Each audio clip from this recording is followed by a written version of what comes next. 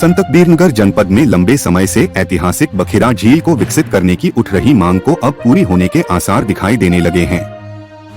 शासन ने यहां राज्य पक्षी सारस संरक्षण केंद्र बनाए जाने पर सहमति जताई है।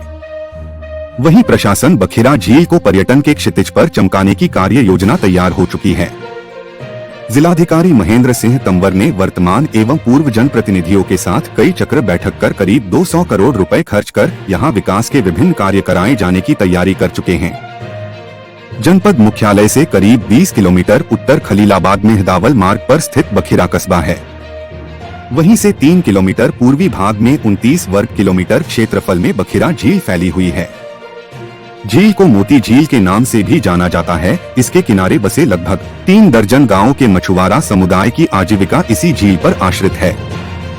नगर पंचायत बखिरा झुंगिया के मछुआरा समुदायों ने नगर पंचायत के पूर्व अध्यक्ष प्रत्याशी डॉक्टर हरिओम बख्शी की अध्यक्षता में बैठक कर एक अहम रणनीति बनाई है। मछुआरा समुदाय को डर सता रहा है कि कहीं शासन ने झील से मछली मारना प्रतिबंध न कर दे।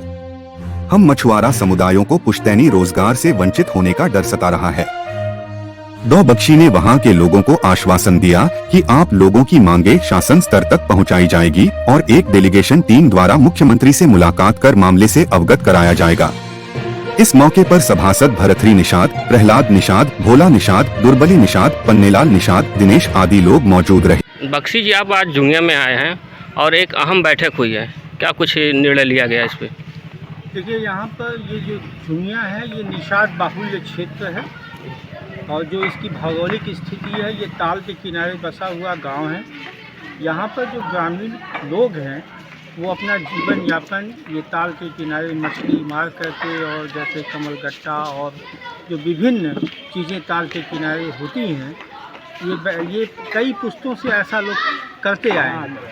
पिछले बार चुनाव में भी जब यहाँ पे मंत्री जी आए थे तो उन्होंने ये आश्वासन दिया था यहाँ के लोगों को कि अगर ताल का सुंदरीकरण होगा तो यहाँ पर जो पुश्तैनी कारोबार जो कई वर्षों से ये मछली मारने का या और भी जो संबंधित जैसे चटाई बुनने का काम है ये बाधित नहीं होगा।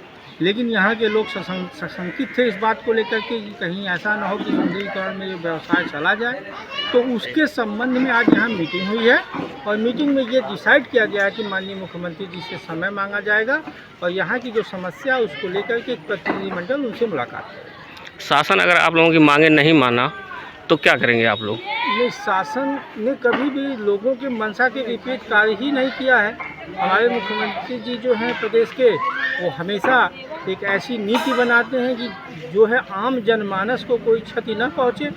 तो जो यहाँ की मांग है और कई बार यहाँ के जो हमारे प्रतिनिधिगण हैं वो आकर के यहाँ के लोगों के साथ संवाद किए हैं और ये कहे हैं कि किसी भी स्थिति में आपके जीविकोपार्जन को डिस्टर्ब नहीं किया जाएगा।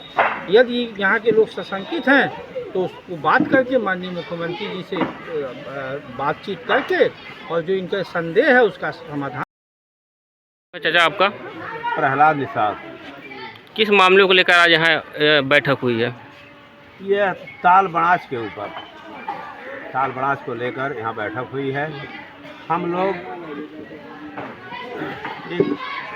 हमारा गांव एक मछुआरों का गांव है जिससे हमारे गांव के लोग हमारे गांव के पूर्वज लोग अंग्रेजी ज़माना के पूर्व से इसी तालाब पर निर्भर हैं।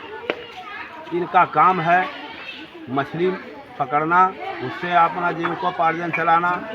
स्वमें उगने वाले वनस्पति कमलगट्टा, सिंगाड़ा, गोंद, फूल, नरकट, चटाई आदि बिनना, इन सबों से हम लोगों का जीविकोपार्जन चलता है।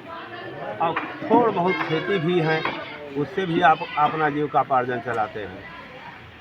तो हमको शक है सरकार की अनेकों प्रकार की विधान चल रहा है। हमको शक है, शंका है कि हमारे परिवार किनारे किनारे के सभी बसे हुए मछुआरे, जैसे गांव का नाम बताएं। शासन से आप क्या मांग कर रहे हैं अभी? शासन से हमारा मांग है कि हमारे पूर्वज अंग्रेजी ज़माना के पूर्व से इसके किनारे बसे हुए हैं मछुआरों का। तो यह है कि हमारे अधिकार से वंचित नहीं किया जाए। अधिकार कैसे, कौन सा अधिकार? मछली पकड़ना, हाँ, मछली पकड़ना, कमल गट्टा निकालना, कमल का फूल तोड़ना, सिंघाड़ा की खेती करना, स्वयं और नरकट और पुल काट कर गोनरी चटाई बीनना, इसी से हम लोगों का जीविकापार्जन है। और हम लोग अगर यह किसी विधान द्वारा हम लोगों को वंचित कर दिया जाएगा तो हम लोग हजारों कईयों हजारों के तादाद में हम मछुआरों के परिवार के लोग भूखमरी के कगार पर मर जाएंगे भूखों। और उसके बाद इसी तालाब पर किनारे किनारे बसे हुए सभी पशुपालकों का गांव है, वह पशुएं भी इसी पर आधारित हैं। इससे चारा चरती हैं पशुएं और उसी से चारा काट कर गोंद पुल नरकट इत्यादि काट कर उसी से ले जा कर के अपना पशुओं को चारा देते हैं। दूध पर आधारित है, दूध बेचना।